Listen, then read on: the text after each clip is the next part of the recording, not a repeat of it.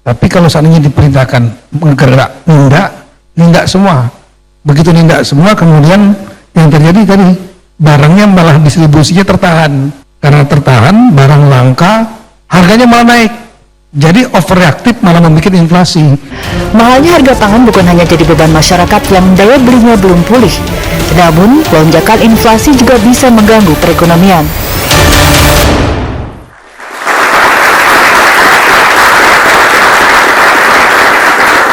Selamat malam pemirsa.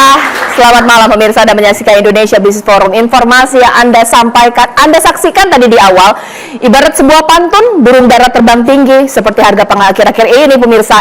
Tapi jangan cakep, sedih hati ini pemirsa. Bahkan ada pertanyaannya, bisa nggak sih sebenarnya kalau bulan puasa harga-harga nggak tinggi? Apa ya jawabannya? Nggak bisa pemirsa, karena ini 5 hari sebelum puasa ini harga sih kalau saya pantau ke pasar kemarin pemirsa, wah udah mahal, bawa uang 100.000, belanjaannya ringan pemirsa. Itu akan saya bahas di Indonesia Business Forum malam hari ini. Di studio Indonesia Business Forum ini sudah hadir 2 narasumber saya, yakni Mas Abdullah Mansuri yang merupakan Ketua Umum DPP IKAPI. Selamat malam, Assalamualaikum Mas Mansuri. Dan juga Mas Ahmad Heri Firdaus, Ekonom Indef. Selamat malam, Mas Heri.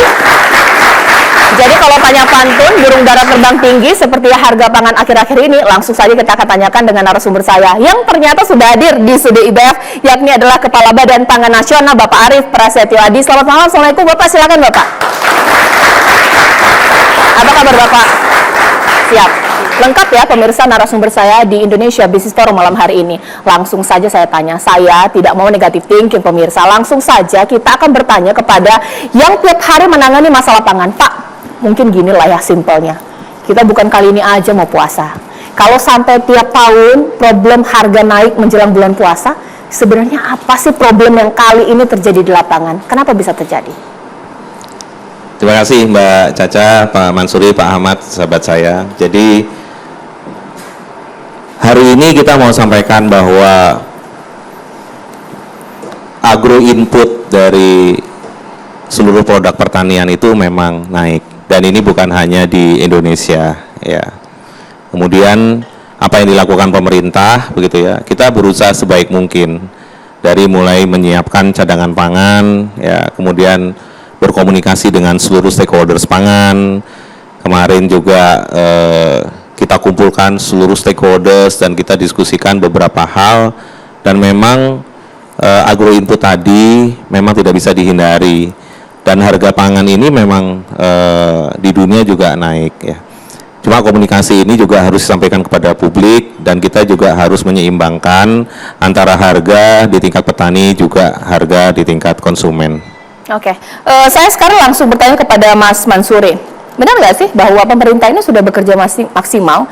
Ini sesuatu yang tidak bisa dihindari untuk puasa kali ini atau jelang puasa kali ini, Mas Mansuri? Ya, saya pikir pemerintah pasti jawabnya akan begitu. Ini tidak bisa dihindari. Walaupun ini terjadi setiap tahun menjelang Ramadan pasti terjadi. Tapi memang begini Mbak Caca, kita menghadapi 2 momen yang cukup penting yang kebutuhannya cukup besar. Yang pertama pemilu yang kita tahu bahwa banyak faktor yang membuat harga cukup tinggi.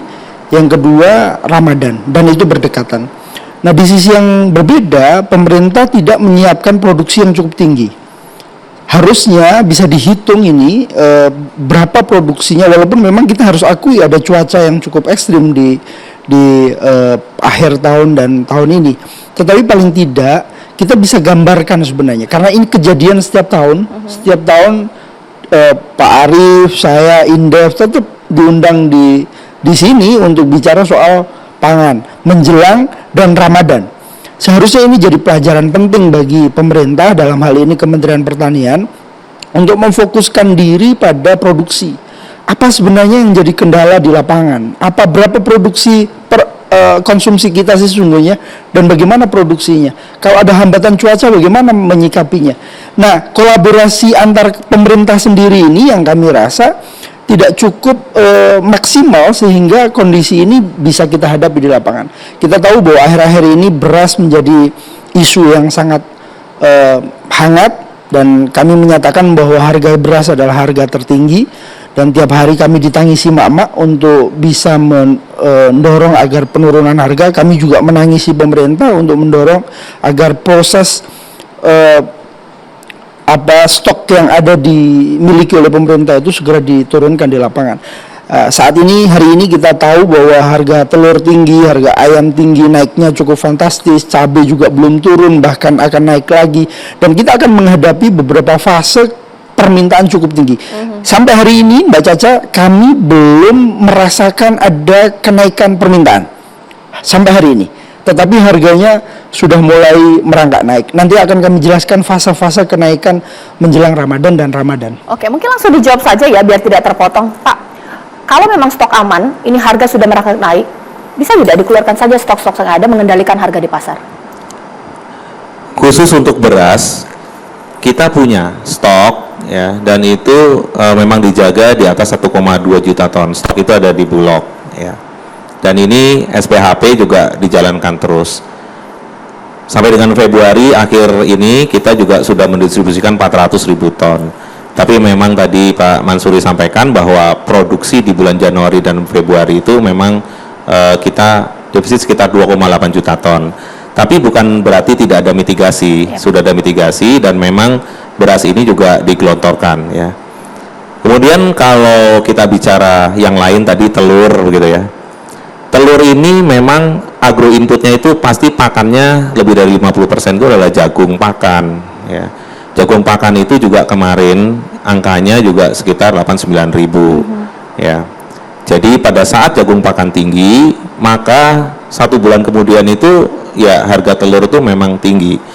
Nah, hari ini saya juga mau sampaikan bahwa harga jagung pakan mulai terkoreksi ya. Sama seperti padi ya. Gabah itu kemarin di atas 8.000. Hari ini ya beberapa tempat angkanya di bawah 6.000. Rata-rata nasional 7.020 gitu ya. Artinya apa yang disampaikan tadi oleh Pak Mansuri memang betul. Ini kita sekarang punya challenge di produksi ya. Jadi memang seharusnya kita semua dorong tentunya kementerian lead sektornya ada di Kementerian Pertanian. Kalau kemarin dalam rapat internal dengan Pak Presiden sudah menyampaikan pupuk itu subsidi juga akan ditambah lagi. Jadi dulu itu pupuk subsidi itu ada 9,5 juta ton. Kemudian tahun ini 4,75 ton ya. Ini yang harus cepat atau disegerakan sehingga pada saat musim tanam airnya cukup, benihnya cukup ya, perlu pupuk. Nah, pupuk ini jumlahnya ya total harus dekat-dekat dengan 45 tahun lalu sekitar 9,75. Ya, tidak mungkin memproduksi baik ya kalau pupuknya tidak cukup.